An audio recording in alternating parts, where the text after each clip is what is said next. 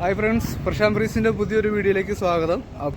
ഇന്നത്തെ വീഡിയോ എന്ന് പറഞ്ഞു കഴിഞ്ഞാൽ ന്യൂസിലൻഡിൽ ആദ്യമായിട്ട് വരുന്നവർ അത്യാവശ്യമായിട്ട് അറിഞ്ഞിരിക്കേണ്ട ഒരു കാര്യമാണ്. ഇവിടെ ബസ്സിന് അതേപോലെ പബ്ലിക് ട്രാൻസ്പോർട്ടിനൊക്കെ നമ്മൾ കാർഡ് എടുക്കേണ്ടി വരും.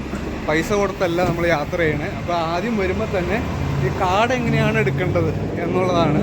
അപ്പോൾ ഞാനിവിടെ വന്നേക്കുന്നത് ന്യൂലിൻ എന്ന് പറയുന്ന ഒരു സ്ഥലത്താണ്. ഇവിടുത്തെ ഒരു bus സ്റ്റേഷനുണ്ട്.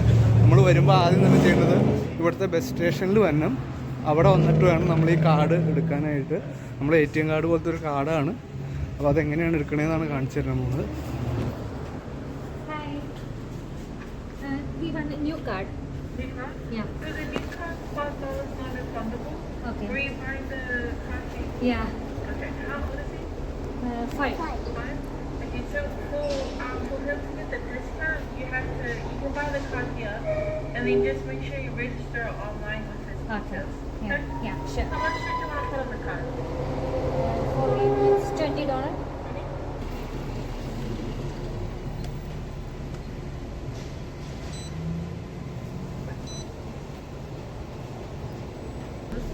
Thank you. And these both card for recharging.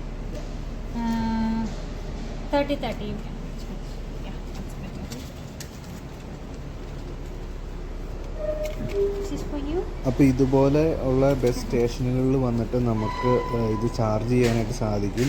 $5 ഒരു കാർഡിന് ഏകദേശം ചാർജ് ചെയ്യുന്നത് എന്നാണ് എനിക്ക് തോന്നുന്നത്.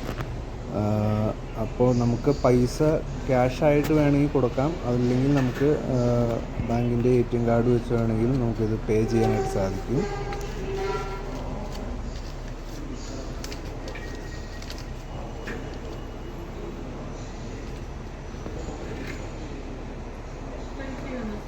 Thank you so much. Have a good day. See you.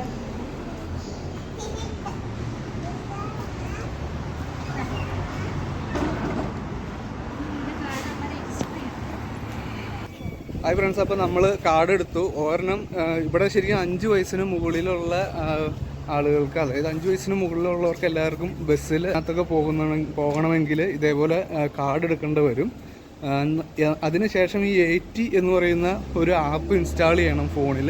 എന്നിട്ട് നമ്മൾ ഈ കാർഡൊക്കെ അതിനകത്തേക്ക് ഇൻസ്റ്റാൾ ചെയ്യണം, അതിൻ്റെ നമ്പറും കാര്യങ്ങളൊക്കെ ഇൻസ്റ്റാൾ ചെയ്യണം.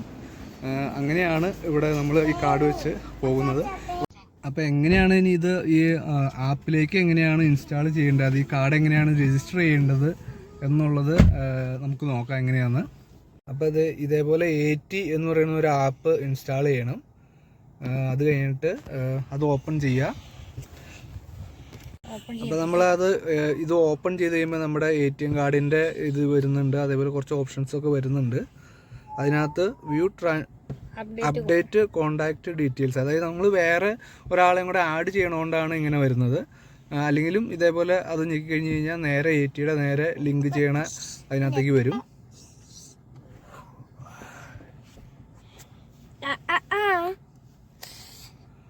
സോ എങ്ങനെയാണ് അത് ചെയ്യുന്ന ATM കാർഡ്? അതിനകത്ത് മൈ AT എന്ന് പറയുന്നത് എടുക്കണം. അല്ല, നീ എടുത്തോണ്ട് ഞാൻ പിന്നെ പറഞ്ഞോളാം.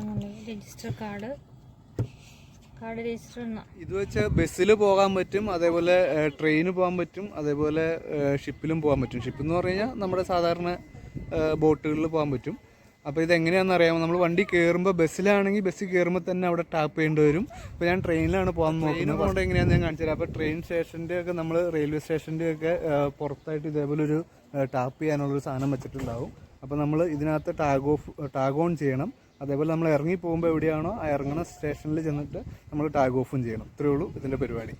അപ്പോൾ എൻ്റെ വീഡിയോ കണ്ട എല്ലാവർക്കും താങ്ക് യു.